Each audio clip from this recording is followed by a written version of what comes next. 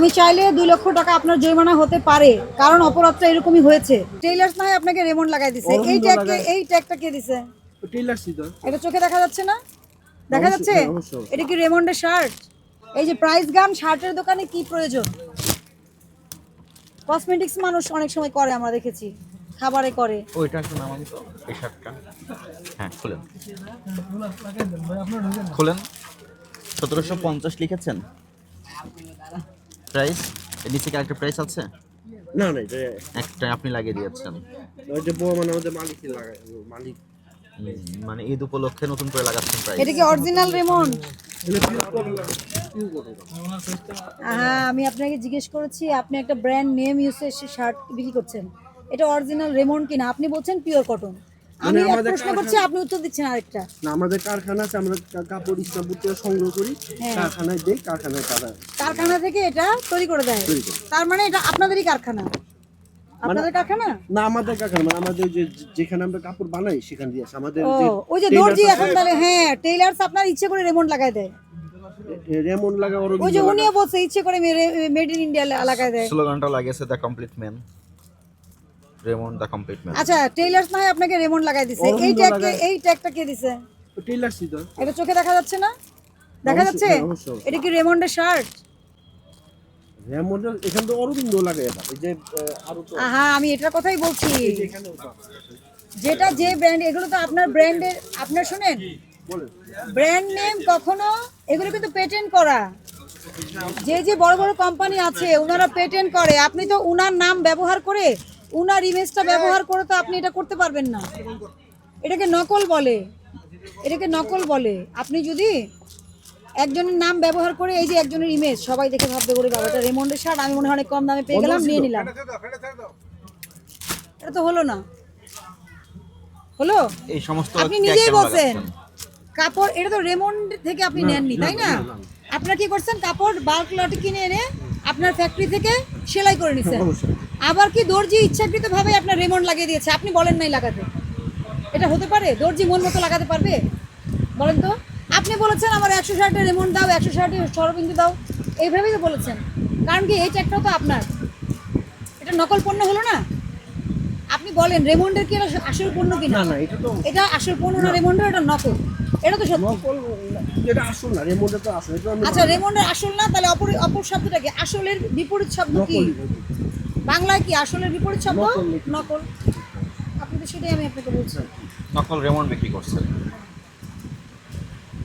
সব আপনার দোকানে। আপনি নিজে, আমি বলি নিজে, আপনারা নিজেদের কোম্পানি নেম তৈরি করেন, নিজের ব্র্যান্ড ভ্যালু নিজে তৈরি করেন, আরেকজনেরটা নষ্ট করার দরকার নেই।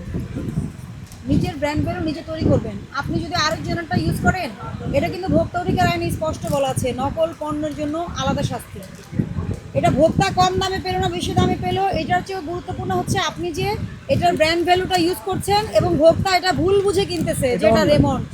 এটা অন্যায় কিনা? এটা নকলের জন্য জরিমানা হবে তো। আপনি স্বীকার করছেন তো?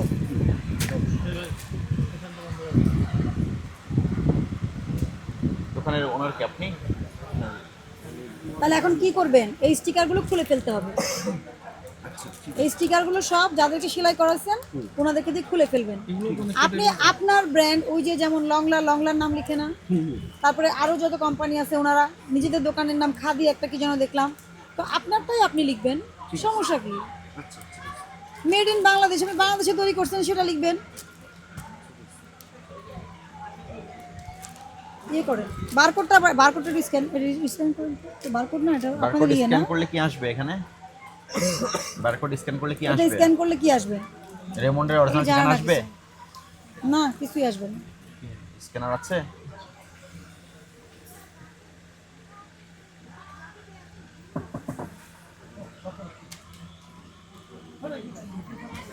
নেট নাই এখানে, আছে স্ক্যানার? তো এই যে গাজি, এটা কি গাজি? গিজা। ও গিজা। গিজা কোন দেশে? কাপড়টার নাম হলো গিজা। আচ্ছা, ঠিক আছে, এটা ঠিক আছে, কাপড়টার নাম গিজা। ওকে, আমার কথা হচ্ছে কিন্তু এই যে ব্র্যান্ড এটা আপনি ইউজ করছেন, লোগোটা এটা কি ওই কোম্পানির লোগো? না, কাপড়ের নাম অনুযায়ী গিজা লোগো, মানে গিজা স্টিকার করা আছে। কাপড়টার নাম গিজা, তো এইজন্য আমরা গিজা স্টিকার। মানে উনাদের কাপড়ই? ওই কোম্পানির কাপড়, হ্যাঁ, হ্যাঁ। গিজা কোম্পানির কাপড়ই হ্যাঁ, এই জন্য। এই জন্য গিজা। এটা তো আর রেমন্ড কোম্পানির না কাপড় এটা না। তো যেমন না, যেমন না। তারপরে অরবিন্দ তো অরবিন্দ কোম্পানির না। কাপড় না। আপনাদের কি হবে? আবার আরের লোগোও দিছে কি সুন্দর, আবার দ্য কমপ্লিট ম্যান। প্রত্যেকটাই একই না? একই তাও এই অপরাধে দোষ তো স্বীকার করছেন আপনি। না, অবশ্যই এটা এখন আপনার করণীয় কি? এগুলো সব ডিসকানেক্ট, এগুলো সব উঠায় ফেলো। এই ধরনের নকল লেবেল ব্যবহার করা যাবে না। এটা অবশ্যই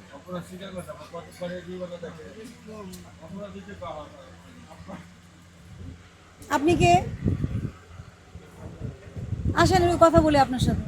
এটা কি শিরিন নিচের দোকান? আপনি কে? এদিকে হ্যাঁ, আসেন। এটা 139 সালে। Market committee? দোকানের আয়তন কত? তাহলে কে? পাশের দোকান। আচ্ছা, ওই কি বলছিলেন আপনি? তা এটা কি সঠিক কাজ করেছে? 80 স্কয়ার। এটা নকল না? 80 স্কয়ার। রেমন্ডের স্টিকার তো শুধু হ্যাঁ। আচ্ছা ঠিক আছে, মানে আপনি এটা বলছেন, সাপোর্টে বলছেন। আচ্ছা ঠিক আছে, ঠিক আছে। আপনারা কেউই এই কাজটা করবেন না, কেউই করবেন না। যে আপনার যদি আপনি রেমন্ডের শার্ট বিক্রি করতে চান, আপনি অবশ্যই করতে পারবেন। সেটা রেমন্ডের সাথে কন্ট্যাক্ট করে আপনারা ওই প্রোডাক্টটা বিক্রি করেন, অরিজিনাল প্রোডাক্টটা বিক্রি করেন। আমি বোঝাতে পারছি? একজনের নাম, আপনার সঞ্জীব, নাম নিয়ে যদি কেউ আপনার প্রতিকিশন দেন। বেনিফিট নিয়ে নেয়, এটাকে আপনি চাইবেন? চাইবেন না। এই জন্য ভোক্তা অধিকার আইনে কিন্তু নকলের জন্য কিন্তু স্পেশাল প্রভিশন আছে। হ্যাঁ ঠিক আছে। কই আসছে, কে আছে? আমি চাইলে 2 লক্ষ টাকা আপনার জরিমানা হতে পারে, কারণ অপরাধটা এরকমই হয়েছে। আমি চাইলে না, মানে আইনে আছে, সর্বোচ্চ করা যেতে পারে। সতর্ক হবেন, এগুলো সব খুলবেন। আমি আমি এই 2 দিন পর আইসা দেখবো না তো এগুলো রাখছেন। এগুলো সব ফ্যাক্টরিতে আজকেই পাঠাবেন। আমাদের সিজ করার নিয়ম, ধ্বংস করার নিয়ম, কিন্তু যেহেতু প্রোডাক্টটা ইউজেবল, মানে ইউজ করা যায়, সেহেতু আমরা এটাকে ডিস্ট্রয় করছি না। আমরা আপনাকে ব্যবসায়ী হিসেবে আপনাকে সংশোধনের চেষ্টা করছি, ঠিক আছে? 10,000 টাকা সতর্কতামূলক জরিমানা করা হলো। ভবিষ্যতের জন্য সচেতন হয়ে যান। আর যত ফেক কোম্পানি লিখছেন, নাম লিখছেন, সবগুলো কোম্পানিতে পাঠিয়ে এই যে স্টিকারটা খুলে হ্যাঁ আপনি বিক্রি করতে পারবেন। আপনার শার্ট খারাপ ভালো এসব কিছু আমরা বলছি না, বলছি আপনি অন্য কারো নাম ব্যবহার করে করবেন না, ঠিক আছে? 10,000 টাকা জরিমানা নিয়ে বসেন, কাগজ আসতে পরিশোধ করবেন।